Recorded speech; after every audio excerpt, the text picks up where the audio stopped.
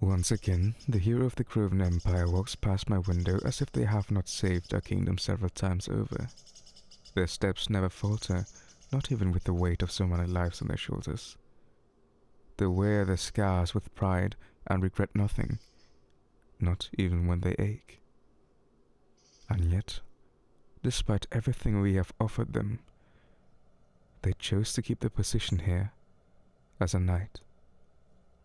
They ask for nothing more than a room in the palace, training other knights and guarding myself, when they could have anything else they ask for. No, they refused every offer we would have gladly gifted them. Instead, they have sworn to wait until I inherit my parents' position before taking up their position at the head of our army.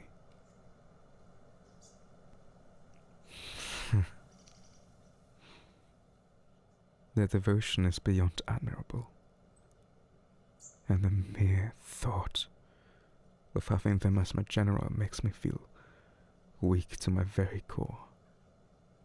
To have them at my side every day, within my arm's reach at all times, would be beyond a blessing. To be able to merely whisper and have them hear it.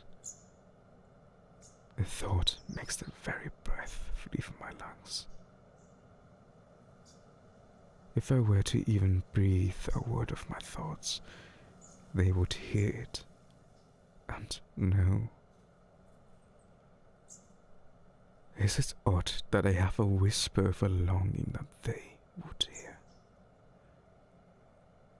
Would it truly be such an awful thing for them to be able to know how fondly they are held in my thoughts? Surely it could not be.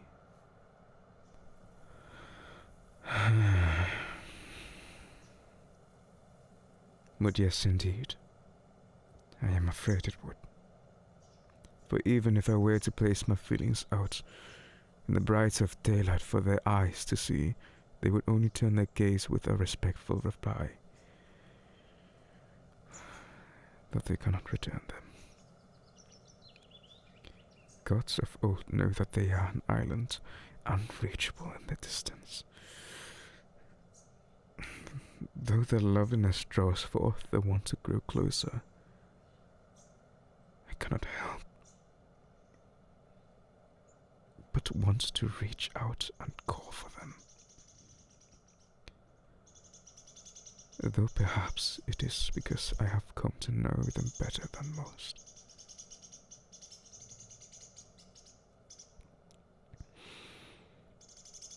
I know their heart would be worth more than gold, and their mind more than any amount of gems the deepest of minds could offer.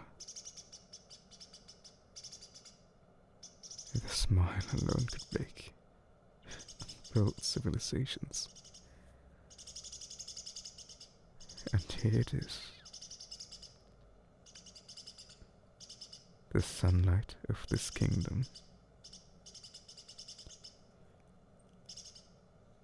Alas, despite the flowers and poetry rained upon them, my beloved knight takes no one as their heart's own. They are not cold, but every offer of courtship is politely turned away. Every personality has been rejected evenly, not a single one offered more of a chance than the others. They are all turned away with a gentle but firm hand, and a statement of how my knight's duty is to the Kroven Empire and those who rule it. Always kind, but so very distant.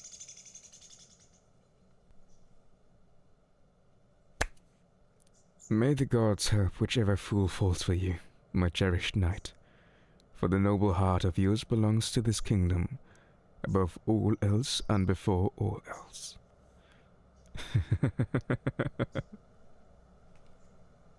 I am speaking of myself, I suppose. May the gods help me. May they look down at me and my weak heart that beats against my chest like thunder for you, and may they take pity. May they see my naive mind that dreams of you at the corners of every thought, and may they be sorry. May they see how my very soul aches and longs for you in my every waking moment. And may they find sympathy in their hearts.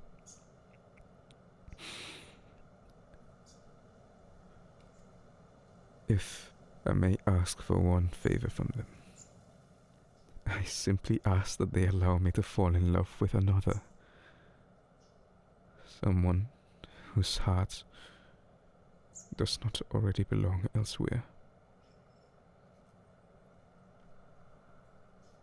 Gods, but though my heart is that of a fool, it is stubborn and set in its ways. My adoration has bloomed for them long ago, and shows not a single sign of wilting. Perhaps I tend to my feelings too lovingly, doting on every memory of my cherished night. But how can I not, when every beautiful thought of them tempts my idle brain? The mere memory of my time with them is enchanting, and I find myself unable to control my own traitorous thoughts. But oh, how delightful it is to let my mind wander.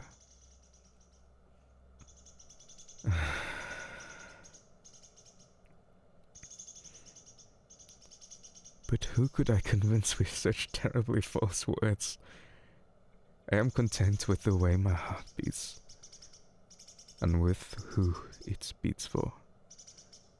They deserve adoration and love many times over what the normal heart can bear. And if I must carry a torch for them, it only makes sense that I am one of many.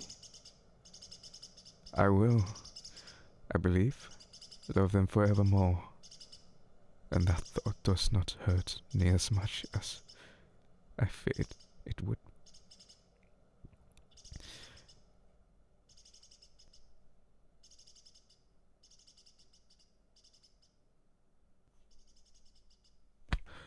Goodness. My knight, how long have you stood there in the doorway? How much did you hear?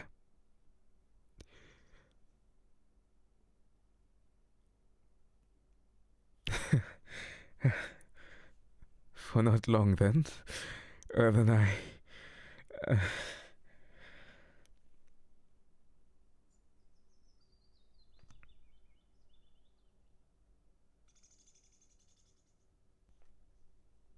I see, you had more than enough then. You had enough to know the way my heart beats the rhythm of your name. You know of how your voice rings in my ears at all hours, day and night? You know that my heart is in your scared hands, and there's no one I would rather allow to hold it?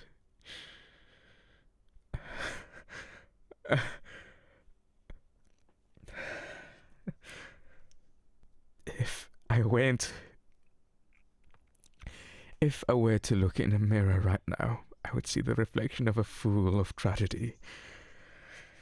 I could not contain my rosy thoughts within my mind. No, I simply could not hold them at all, and I let them slip off my tongue between my fingers like secrets from a drunkard's lips.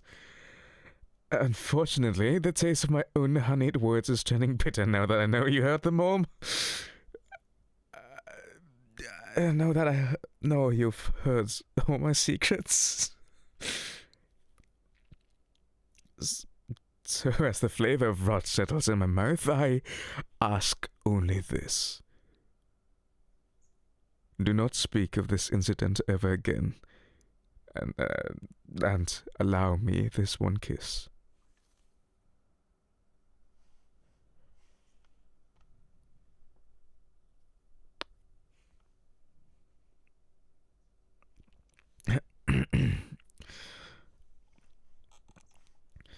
um, I apologize for how my feelings have come to light, but I am afraid I cannot deny them. I promise to you that I shall never burden you again after tonight, but I beg of you, do not tell another soul.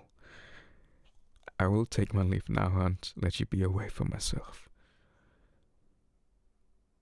I hope that you can forget this, or at least I pledge that you forgive me.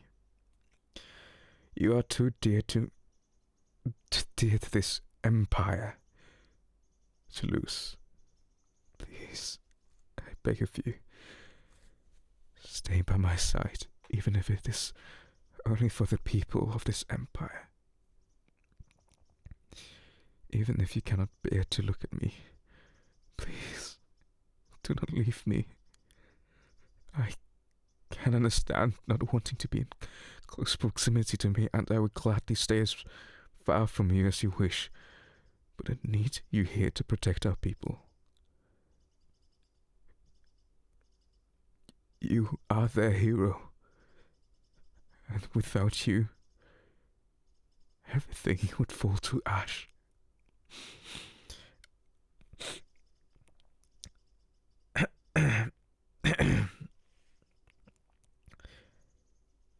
I shall take my leave then.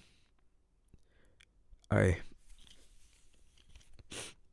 hope you consider what I have said. You truly are needed here, not just by myself. Though I also would be a wreck without you. Have a good day, my knight. I hope it serves you. I hope it serves you better after I am gone.